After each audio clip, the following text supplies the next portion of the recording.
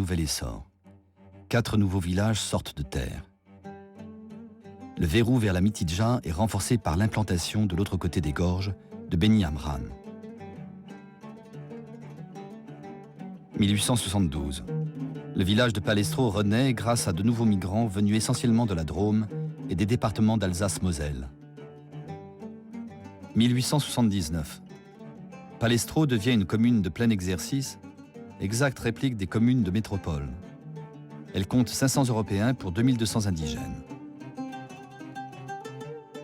Les habitants des montagnes, eux, dépendent de la commune mixte où s'exerce une logique purement coloniale. Ils ne sont que des sujets français, soumis à une réglementation spécifique et discriminatoire, l'indigénat. 1885. Les infrastructures se développent. Le train Alger-Constantine s'arrête à Palestro. 1890. Inauguration du monument Bassetti à l'emplacement de la fosse commune contenant les dépouilles des colons massacrés en 1871. L'édifice a été financé par une souscription lancée dans toute l'Algérie.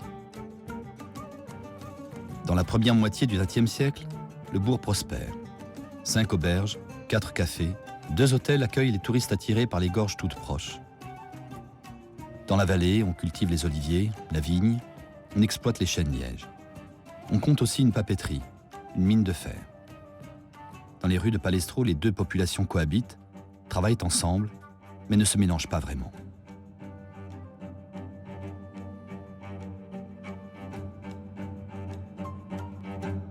Puisque certains documents de ma famille qui parlent de terrain, de racheter au prix de 1000 efforts, etc., ex-terrain séquestré et tout, quand dans l'intitulé, ils disent X. Par exemple, j'ai des documents de mon grand-père maternel, qui est Kefif Medani Ben Ali, qui avait racheté des terrains et ça. À la fin, ils disent en qualité de Français musulmans non citoyens. Ça veut dire quoi?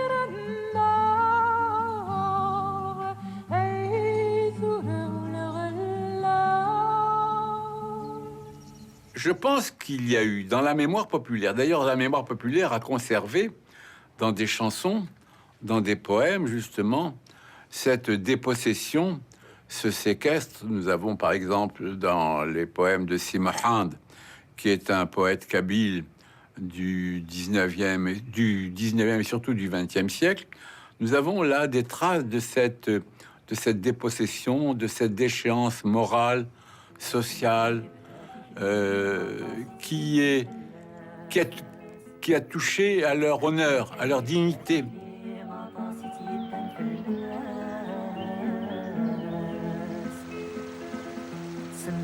Il y a un poème où le poète dit 1871 fut l'année de notre malheur, nous avons été brisés comme une assiette,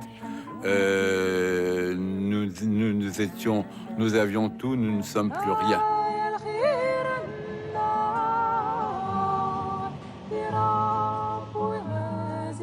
C'était ça. Elle disait Papa El Hadj, Papa Chéri. Je traduis, hein, c'est en kabyle. Papa El Hadj, Papa Chéri, depuis que tu es parti, le Roumi nous a tyrannisés. Ton flambeau reste allumé. Tes enfants grandiront. Un jour, ils reviendront. C'était ça. C'était traduction intégrale. Nous, les enfants, quand nos mamans voulaient le grand, on n'avait pas où aller. On était à côté, on attendait la fin. Et on dormait à côté. On dormait avec le bruit du moulin, c'est comme un instrument de musique. Et puis les paroles qui venaient, il faut voir, c'est une sacrée tonalité. Quand quelqu'un souffre et qu'il chante, vous sentez quand même l'émotion. C'était pas très gai, comme on dit. Et avec ça, nous, on sentait qu'il y avait de la tristesse et ça nous poussait à dormir. Je me souviens quand on moissonnait, j'étais jeune, les moissons, etc. Parce que Et Dahmed, c'était un plateau, donc on permettait de planter du blé, etc. Les gens chantaient un couplet sur un versant et les autres en face un autre couplet. Des chansons patriotiques déguisées en chansons d'amour du terroir, d'amour du blé, mais tout tourné autour de récupérer. Récupérer, mais la notion de revanche a toujours existé. Revanche sur qui? Peut-être pas seulement sur les colons, sur le sort, sur l'histoire, sur récupérer sa terre. Récupérer sa terre et sa dignité. تاريخنا سيزي كتروحي مزغورة استرقزا أشحال قموثان أني لي غام نكنيغ أنسعو الحرية خاس ما نموت نكني لراو نتمور.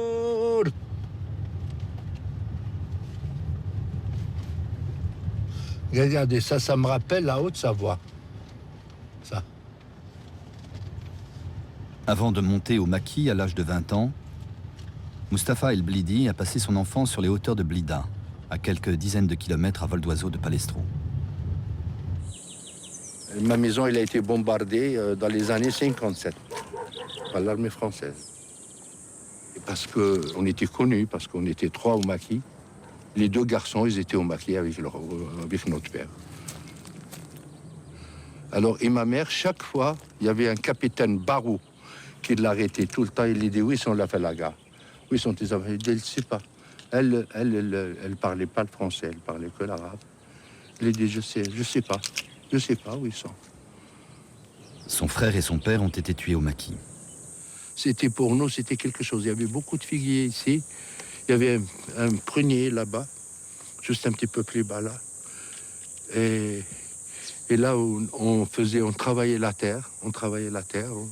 Quand il arrive le moment, alors on travaillait la terre avec nos mains et on faisait des petits pois, on faisait du fève, on faisait pas mal de légumes, Et quand on en a plus, alors on le descend en ville, on le vend.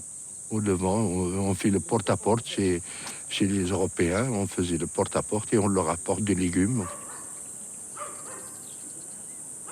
Quand j'étais gamin, je marchais pieds nus.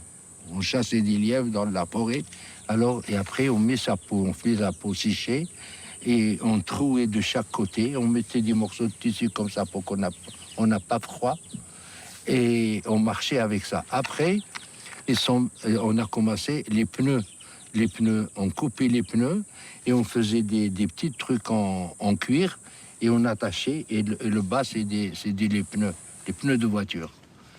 Et là, quand j'ai commencé, j'ai pris le maquis, c'est là où je commençais à avoir une paire de chaussures jusqu'à le jour où je l'ai enlevé dans le chose d'un mort. Ça a été dans une embuscade, et c'est là où j'avais enlevé la tenue et en même temps la chaussure. Mais la chaussure, elle était plus grande. Mais je mettais des chiffons dans l'intérieur pour marcher.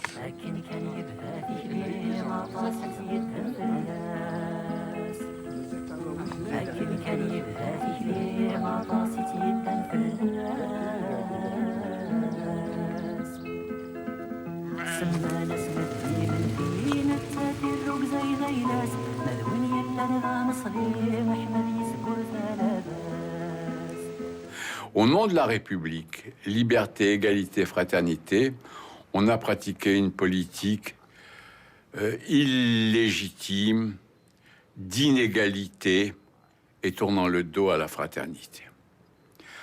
Un exemple très clair de ce que j'avance, c'est par exemple l'école. L'école, moi j'ai fréquenté l'école publique laïque obligatoire en Algérie dans les années 30. J'avais dans la classe un certain nombre, dans mes classes, les classes que j'ai suivies, j'avais un certain nombre de mes camarades qui étaient arabes, des Algériens. Ils appartenaient pas au gratin de ce monde arabe. C'était souvent des petites gens. Mais ces enfants ne représentaient que 5 à 10% de la population scolarisable. Les écoles primaires ont été construites d'abord dans les villes et les villages de colonisation. La grande majorité des enfants indigènes en est donc exclue. Dans les années 40, Mustapha El Blidi a pourtant espéré rentrer à l'école. Le directeur, il était là, et il l'appelait, il a sorti la liste, et commençait à appeler à tout le monde. Après, ils m'ont mis dehors, parce qu'il n'y avait pas mon nom. Et ma mère, elle est rentrée, elle a commencé à pleurer, il lui demandait si elle pouvait me faire rentrer. Elle a dit non, non, non, non, non. Alors, je suis remonté aux montagnes avec ma mère. Et je suis allé, parce que l'école de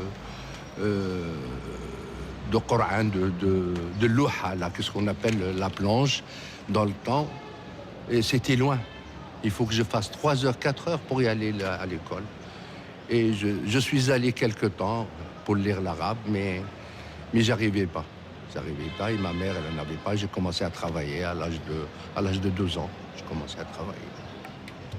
Au début des années 50, le taux de scolarisation a légèrement progressé, mais reste encore très faible. On atteint à peine les 15% d'enfants scolarisables.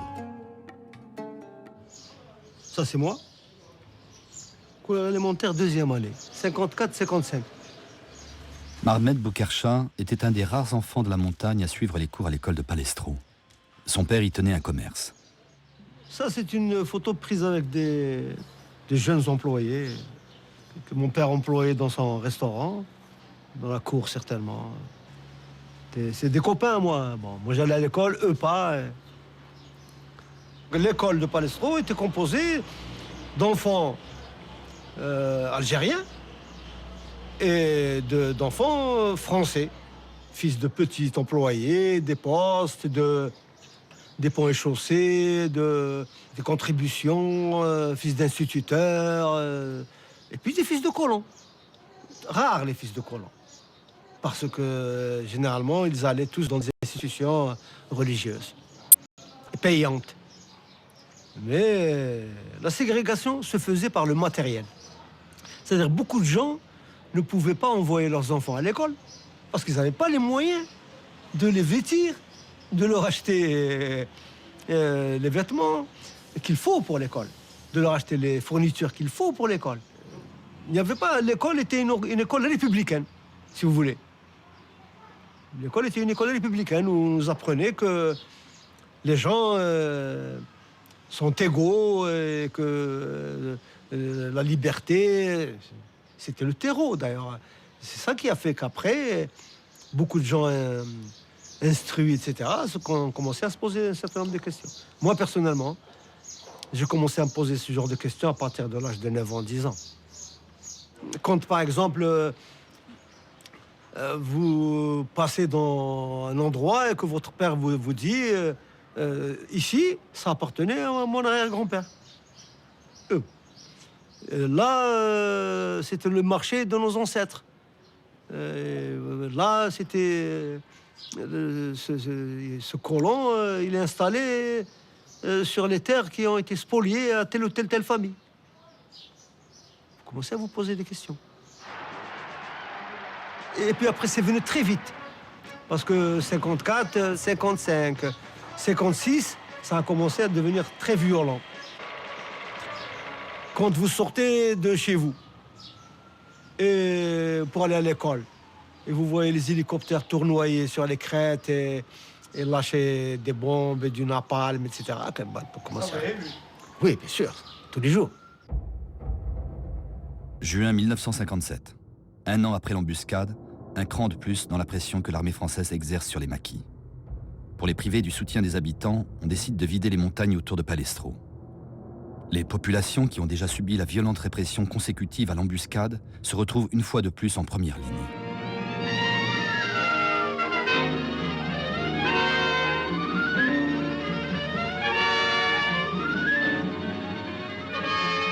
2 avions de reconnaissance sont venus, ils nous ont déversé des tonnes de tracts dessus. Vous avez 48 heures pour quitter le village. Sur les tracts déversés sur la montagne des Hamals par les avions de l'armée française, on lit « Vous qui n'avez cessé de ravitailler les rebelles, les héberger, vous dont les maris, les fils ou les frères ont pris les armes contre la France, l'heure du châtiment est venue. » Après le 30 juin 57, il sera interdit à quiconque, homme ou bête, de séjourner dans la zone évacuée. Toute personne trouvée dans cette zone sera abattue sans sommation. Telle est la sanction qui a été décidée et sera appliquée sans aucune défaillance. Et on a quitté le village comme ça, pêle-mêle. On est parti, on s'est réfugié chez une tante à Palestro. Hein? C'était tout le monde a quitté le village. Djerrah, Oulad Belm, toutes les régions, c'était des zones interdites. Habitant sur les hauteurs de Palestro, la famille de Mosrir Baïtesh est prise dans la nasse. On n'avait rien emmené avec nous, rien, mais rien de rien. Même pas le moindre vêtement, ni la moindre couverture, ni la moindre denrée alimentaire. C'était plutôt une chasse. Toutes les personnes étaient évacuées manu militari. C'était vraiment la désolation. Ouais. Ils ont brûlé les maisons, ils ont brûlé tout. احنا كي هربنا حنايا احنا هربنا وما هناك خليناها في الدار وجدك الله يرحمه هو خرج واش شو هكذا باش ما يربطوه باش ما يضربوش ديك الساعه ضربوه للكراعين طاح ثما ديك الساعه نهار حنا هربنا وهما لحقوا عنده العجوز ذاك الشيخ زادوا كملوا له قتلوه وهذيك العجوز شدوها بالمطرق جبشوا يخبطوا فيها خرجتها الثالث كانوا في الدار خرجتهم في الدار وهما يمشوا يخبطوا فيها حتى يخبطوا فيها لحتى الحق الكبير تاعهم قال لهم هذه وعلاه تضربوها قال لهم هذه ما تضربوهاش هذه مرة ديك الساعة تكزق عليهم يا اخي دقدقوها ما خلوش فيها مسكينة. À l'entrée des gorges de Palestro, un centre de regroupement est installé pour recevoir les habitants des montagnes environnantes qui n'ont pas la chance d'avoir de famille en ville pour les héberger.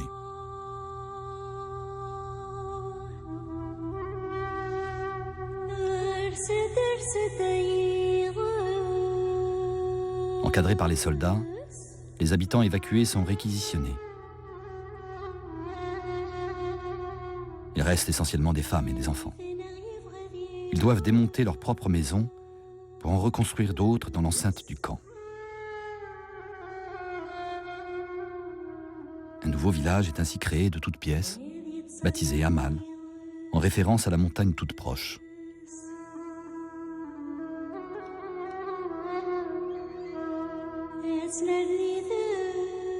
Le regroupement, il y avait beaucoup d'enfants qui se retrouvaient dans une promiscuité très difficile à vivre, et dans des conditions d'hygiène, mais alors déplorables. Donc c'était une vie vraiment, vraiment difficile. Bon, mais quelque part, ça nous a permis d'aller à l'école parce qu'on était regroupés, on pouvait aller à l'école. Et c'est peut-être grâce à ces regroupements que j'ai pu aller à l'école moi-même. Sinon, de la montagne là-haut, je ne pouvais pas descendre tout seul à l'école. C'était quasiment impossible. Donc, si on peut dire quelque part, ça nous a permis d'aller à l'école. Ça, au moins, c'était quelque chose de bénéfique pour nous. Au début de l'indépendance, les gens ont bien tenté de retourner là-bas. Mais comme, vous savez, c'est 5 ans de vie dans le regroupement, ça a modifié complètement notre mode de vie. Et que les gens qui vivaient de la culture de leur peine de terre dans la montagne, bon, ils ont commencé à se débrouiller comme ils pouvaient. Donc, ils se sont organisés d'une autre manière pour subsister. Et puis, retourner à la montagne, c'était pas commode parce que, bon, il n'y avait ni eau, ni route, ni chemin il n'y avait rien. Et puis, ça a donné un coup terrible à ce qui s'est passé sociologiquement dans ce pays après, parce que les gens ne sont plus jamais remontés. Ils ne sont plus jamais remontés dans la montagne. Ils sont restés ni citadins, ni ruraux, ni...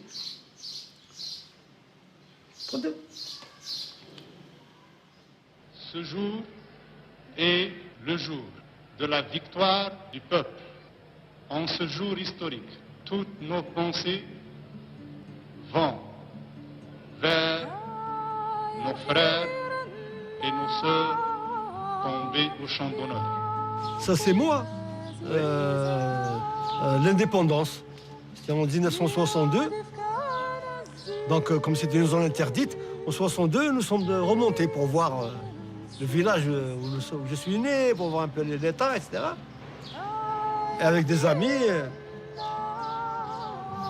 j'ai grimpé sur le sommet de la montagne qui surplombe Aïd Ahmed.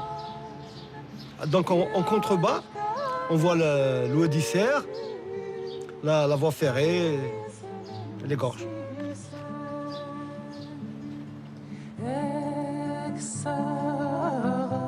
D'un côté des gorges, la commune de Hamal, restée là, sur les lieux mêmes du camp de recoupement. Au bord de la route, la maison cantonnière, d'où partit la section Arthur, un 18 mai 1956.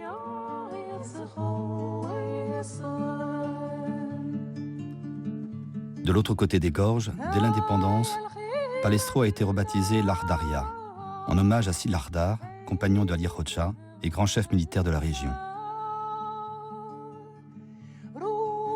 Très vite, le monument Bassetti a été rasé. Bien des années plus tard, en 2007, les restes mortels des Européens de Palestro ont été déplacés et inhumés sous une stèle à une 60aine de kilomètres à l'intérieur des terres. Comme pour les 23 000 autres Français morts pour la France en Algérie, une pierre a été scellée dans le granit au nom de chacun des rappelés de la section Arthur, au mémorial de Montredon-l'Abbessonnier.